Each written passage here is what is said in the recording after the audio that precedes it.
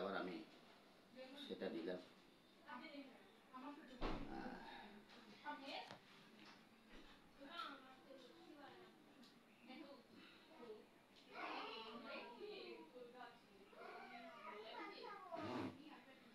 আপনার যেখানে থাকেন না কেন, যে অবস্থা থাকেন না কেন, আশা করি আপনারা যারা আমাদের ইসলাম ভাই, তো আপনারা হয়তো আজকে প্রথম রোজাটা রাখছেন, আমি মনে করি আপনারা ক্লান্ত।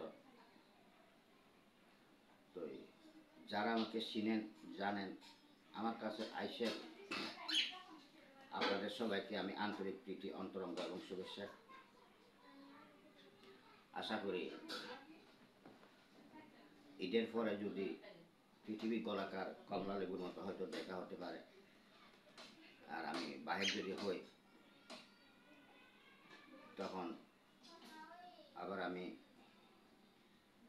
বাহিরে একটু লাইভে আসবো, লাইভে এসে আমি আপনার সাথে আমি সাক্ষাৎ করবো, আমি দেখা হবে আশা করি। তো আপনারা যেভাবে থাকেন না কেন, সতর্কভাবে থাকবেন, সাবধানে থাকবেন। দেশের পরিস্থিতি দেখতেছেন এখন ভয়াবহ থেকে ভয়াবহ খারাপ। অনলাইনে, পেপার পত্রিকায় এবং টিভিতে প্রতিদিন দৈনিক দেখা যায় অনেকের প্রাণ হারাচ্ছে অকালে। তো মানুষ বুঝে না, অনেকে জেনে শুনেও কিন্তু ভুল করে থাকে। তো এখন দেখতেছি মানুষ যে ভুলগুলো করতেছে, এটা আমি মনে করি ওরা জেনে শুনে এসব করতেছে। আপনারা কারো কোথায় নাচবেন না, কারো কোথায় লাফালাফি করবেন না, কারো উস্কানিতে আপনার গাছের আগায় উঠবেন না, কিন্তু বিপদে পড়লে আপনাদের পাশে কেউ থাকবে না, কেউ এক টাকাও খরচ করবে না। সাবধানে থাকেন, সতর্কভাবে থাকবেন, বিনা কারণে বাহির হবেন না। তো জানেন পরিস্থিতি খুব ভয়াবহ খারাপ যাচ্ছে। আগামীতে কি হবে সেটা একমাত্র আল্লাহ রাব্বুল আলামিন জানে। তো আমার কাঁধে যেটা আছে আপনারা তো জানেন, আমার পাখিটা আমাকে সারা কিছুই বুঝে না।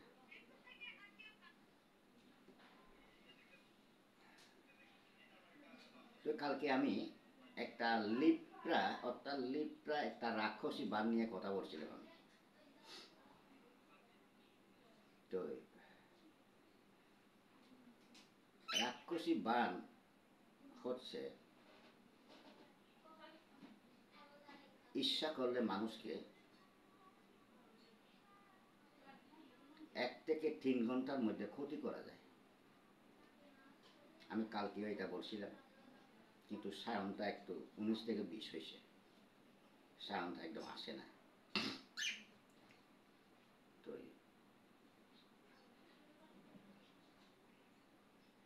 অনেক ক্ষেত্রে মানুষ সামরা মুক্ত বেটা করে না, অনেক কিছু বলে থাকে। তো যদি আমি যদি 19 থেকে 20 করি,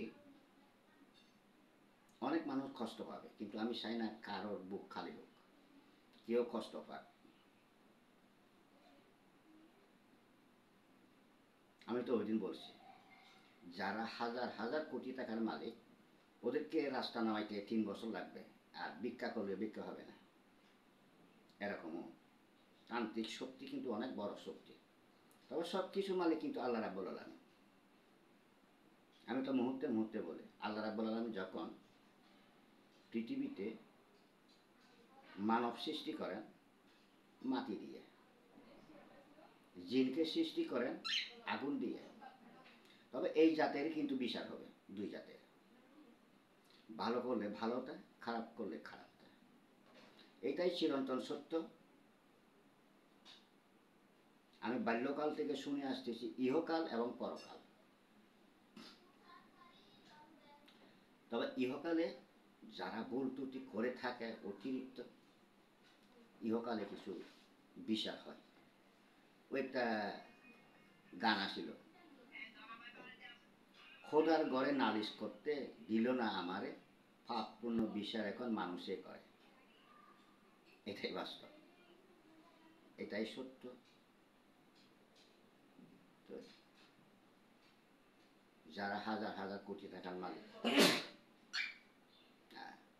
ভাড়া ঘরের ব্যবসা করেন, এই যে অনেক ক্ষেত্রে, কালকেও দেখলাম আমি, আগেও দেখছি,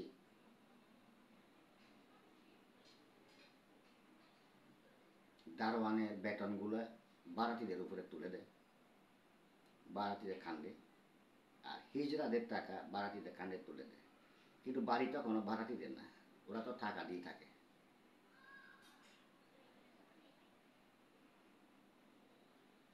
তো গ্যাস বিল, কারেন্ট বিল সেটা তো ঠিক আছে, সেটা ভাড়াটিদের আছে, যেটা একদম আমি আগের থেকে দেখে আসতেছি। তো আমি সবসময় বলি, আগেও বলছি, এখনও বলতেছি, আগামীতেও বলবো, আপনারা এমন কোনো কাজ করবেন না, দেখবেন আপনাদের ছেলে, আপনাদের নাতিন এবং ফুটিন, হয়তো ওদের জীবনে হয়তো ওরা হয়তো ভাড়াটি হয়ে থাকতে হবে।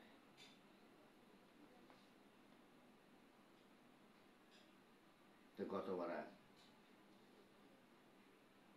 সমগ্র বাংলাদেশে দেখছি প্রত্যেকটি চ্যানেলের মধ্যে মধ্যবিত্তদের কথা নিয়ে করতেছে। তো ভাড়াটিদের উপরে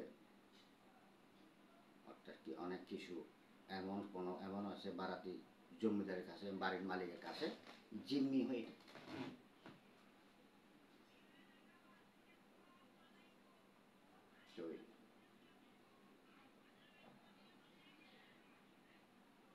মধ্যবিত্তরা, ওরা বলতেও পারে না, সইতেও পারে না। আর যারা নিম্ন শ্রেণীর মানুষ, ওরা তো কাজকর্ম করতে পারে।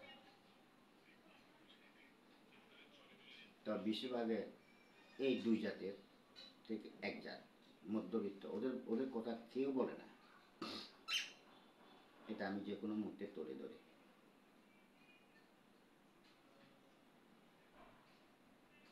এই যে মাহে রমজান, একটা আমাদের ইসলামের একটা সিয়াম সাধনা, 30টা রোজা, 30টা দিন একটা সাধনা।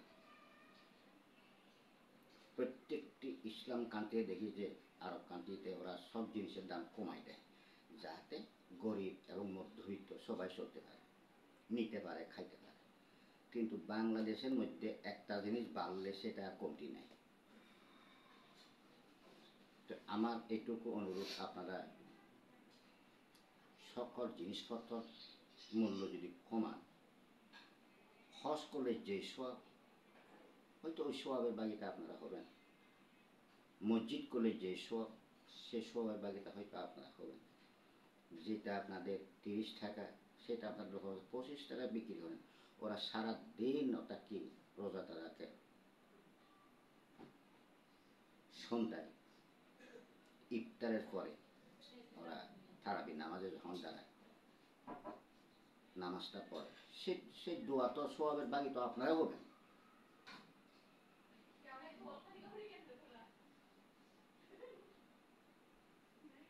আমি তো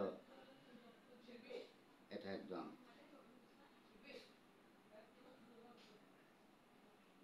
78 সালে আমি দেখি যে সব জিনিসপত্র মূল্য খুব বেশি কম ছিল, কিন্তু হঠাৎ দিন দিন যখন দেশটা পরিবর্তন হচ্ছে, উন্নত হচ্ছে, তত সব কিছু জিনিসের দাম বাড়তি।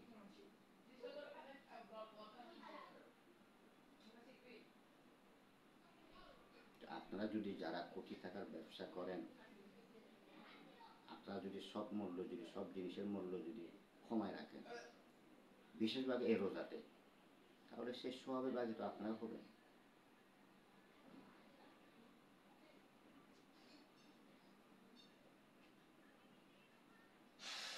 তো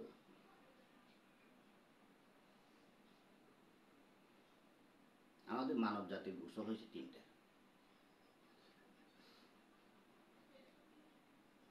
মার গর্ভের থেকে ভূমিষ্ঠ হতো তখন একটা, বড় হলে আল্লাহ রাব্বুল আলামিন যদি বাঁচা রাখে তখন বিয়ে শাদী করতো তখন একটা, যেদিন বালিশ সারা সার কিখান মাটি মিশে যাবে তখন একটা, তবে 3টা জিনিসের নিচে 15টা জিনিস রাখছে আল্লাহ রাব্বুল আলামিন।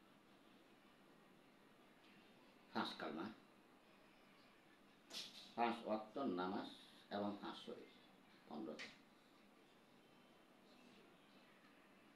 কিন্তু এই পর্যন্ত দেখে আসতেছি, শুনে আসতেছি, অনেকে হাদিস বলে, কিন্তু সেই হাদিসটা আমি দেখতেছি যারা হাদিস বলে সেটা পালন করে না। আমরা ইসলাম, আমরা যদি সবাই হাতে হাত কাঁধে কাঁধ মিলে থাকি, হিংসা নিন্দা সমালোচনা যদি না করি, তাহলে আমাদের ইসলাম জাতির সাথে কেউ পারবে না আমি মনে করি। কিন্তু আমরা যদি ঠিক না থাকি তাহলে তো যে কোনো জাতি, ইহুদিরা এটা দুর্বলতা পায়। আল্লাহ রাব্বুল আলামিন 7টাই সন্তান,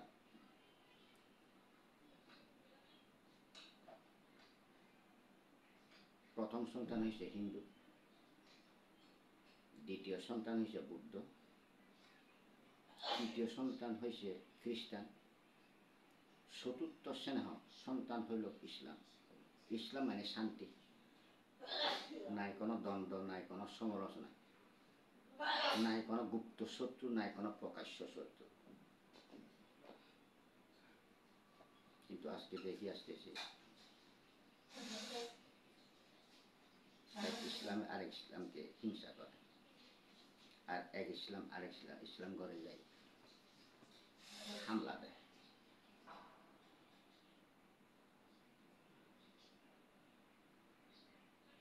একজনের বাসায় ঢোকার সময় কলিং বেল দেওয়ার পরে যখন দরজা খুলবে, অন্তত পক্ষে সালাম দেওয়ার পরে যদি ঘরের মালিক যদি না থাকে, ওর ফ্যামিলি থাকবে, ওরে আসসালামু আলাইকুম, তাও যদি না বলে, শব্দ না, আরও একবার আসসালামু আলাইকুম, তাও যদি শব্দ না পায়, আরও একবার আসসালামু আলাইকুম বলতে হবে। তখন বলতে হবে যে আসতে পারি। কিন্তু এখন দেখতে যে প্রত্যেকটি আমি প্রায় দেখতেছি এরকম, কলিং বেল দেবে, দরজা করবে, না বলে ধুম করে ঢুকে যায়। এগুলো ইসলামের নিয়ম না। আমি প্রতিটি মুহূর্তে, অতীতেও বলছি, এখনো বলতেছি, আগামীতেও বলবো আমি এটা।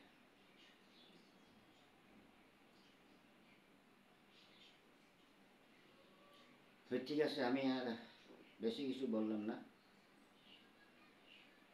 যদি ভুল ত্রুটি হয়ে থাকে ক্ষমা করে দেবেন।